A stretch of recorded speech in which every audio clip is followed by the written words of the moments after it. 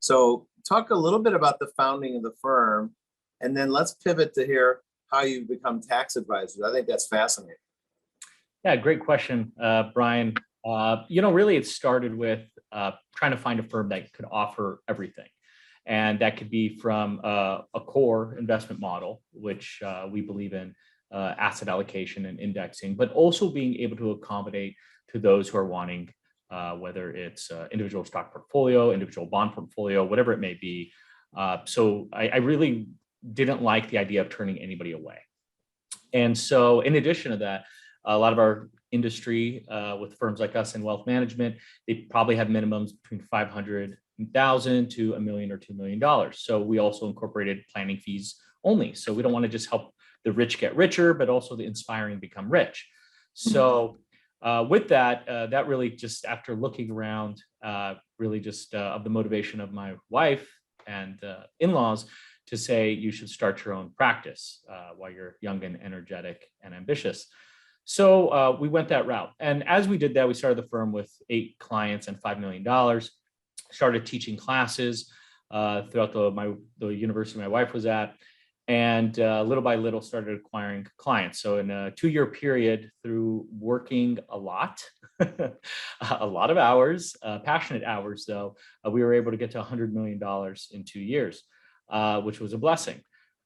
Throughout that period, because we started with strategies such as Roth conversions or backdoor Roth contributions, we found to communicate with CPAs, accountants in our relationship, and they appreciated that. They want to know what we're doing. Why are you doing the Roth conversion? Or did they take it out? Because they don't know. They get the 5498s in May. They're done with the taxes in April. So they appreciate our collaboration with them. And so we started picking their brain and we started learning more strategies. I always, with the master's with an emphasis in accounting, I was always interested in tax. So researching a lot of strategies that were out there, bouncing them off these accountants. So we had relationships with about 6 or 7 really good accountants, and we continually dug deeper, deeper, and deeper. And it got so deep where we started making recommendations on corporations and maybe making recommendations that the accountants did not look at. And so it got a bit uncomfortable. And in 2018, we decided to launch Falcon Tax and Consulting, which is a separate entity, but at the same time, a division. They're also the tax division of Falcon Wealth Planning. So, and this allowed us to do taxes on behalf of our clients, and more importantly, just have a professional environment where we can give tax advice. And that really became the chassis of Falcon Wealth Planning, of our tax planning side of the business. So you told me earlier that you saved someone almost over $250,000 in taxes. Is that right? 262,000 to be specific. That was quite recent. And in a situation like that, all of a sudden, when you're paying that much taxes, you have money, right?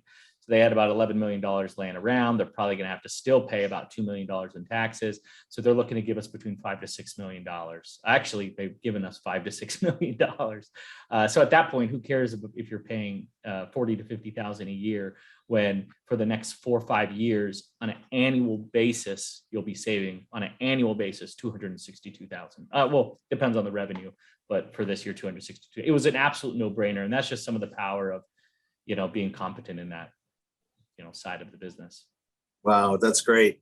So you started the firm, and then you pivoted and added the tax firm as well. They're separate firms, though. They're not like part of a holding company. They're separate firms. Okay. Right. And then you've added some advisors as well, right? We have. just to handle with the demand. So we have 8 CFPs. All our advisors are CFPs. We have more CFPs, but the 8 client-facing certified financial planners.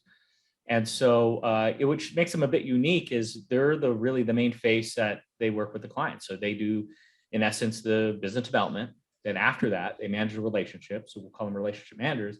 And the last one is they have the competency for financial planning. So they're also we have a financial planning team that helps them put the core together, but they're also the financial planners. So they're continually making recommendations on situations that come up.